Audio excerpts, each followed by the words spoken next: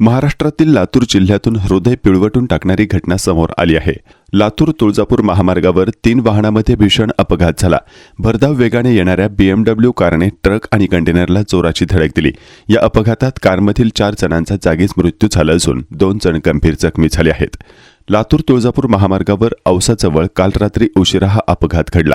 मिळालेल्या माहितीनुसार सांगली जिल्ह्यातील BMW कार ही कामानिमित्त लातूरला आली होती आणि काम आटोपल्यानंतर कारमधील प्रवासी शिवली येथे जेवण करून औसाकडे जात होते। दरम्यान एका हॉटेलसमोर पुढे जात असलेल्या लाकडांनी भरलेला ट्रक आणि कंटेनरला कारने मागून जोराची धडक दिली।